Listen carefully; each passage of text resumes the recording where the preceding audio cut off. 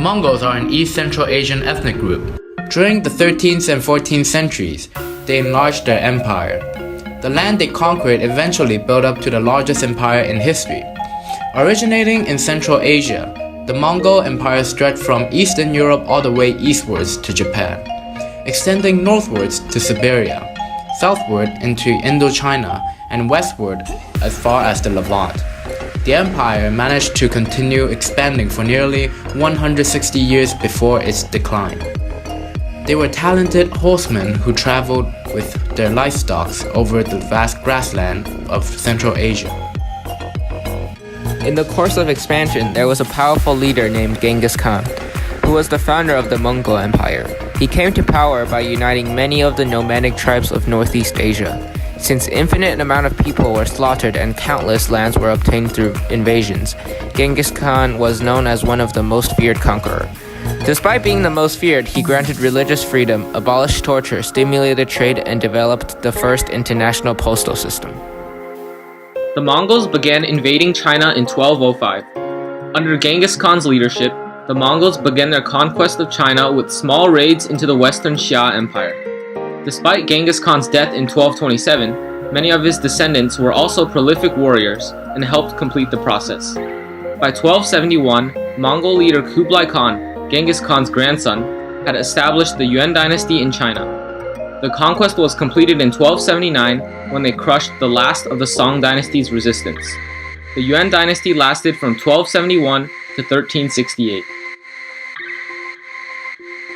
Genghis Khan and his grandson Kublai Khan's embodiment of conflict and compromise are evident in their conquest of China and the establishment of the Mongolian Yuan dynasty.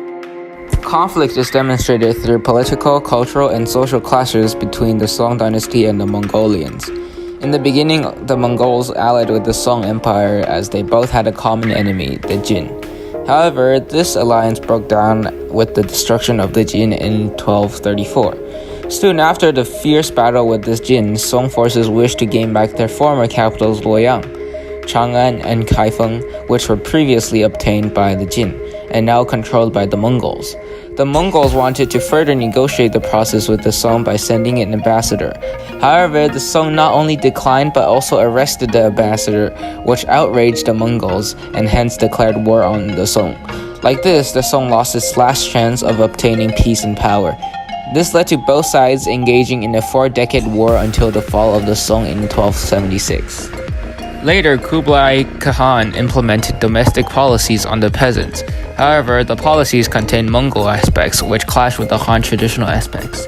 Therefore, it created conflict between the two. Meanwhile, the Mongols complained that adapting the Han's culture will cause Mongols to lose some of their own traditions. Because of the numerous invasions the Mongols launched previously on the Song dynasty, Han people developed hatred towards the Mongols. Consequently, they were not accepting each other. After establishing the Yuan dynasty, Kublai Khan realized that gaining support from local peasants was essential in order to govern the empire. In the beginning of his reign, he adopted local political and cultural models and worked to minimize the influence of the regional lords. In other words, he was attempting to unify the empire. Kublai heavily relied on his local advisors until about 1276. He had many Han advisors and some resident commissioners running Chinese districts. Furthermore, Kublai promoted economic growth by rebuilding the Grand Canal, repairing public buildings, and extending highways. Therefore, he acquired support from the Han peasants. Such actions demonstrated how Kublai Khan compromised the conflicts that were triggered after the establishment of the Yuan dynasty. In the new dynasty that Kublai established, he brought huge political, economic, social, and cultural changes, which influenced Yuan Empire significantly.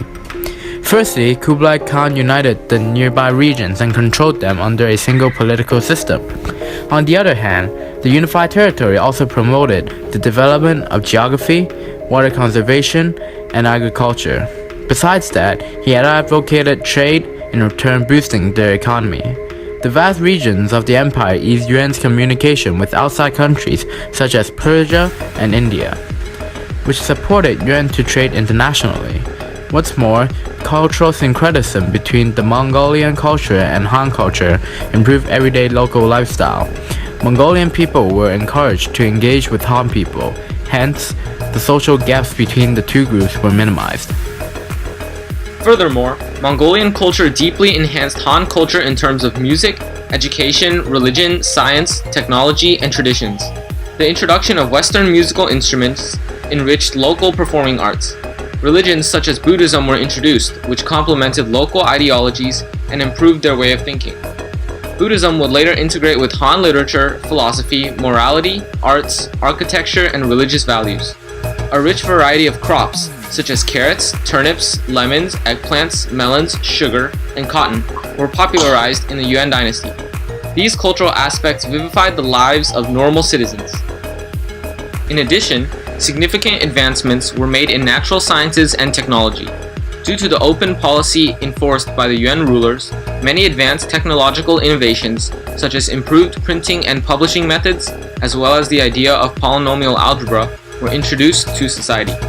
As a result, this technological knowledge from foreign experts enhanced the lives of the citizens and improved the economy.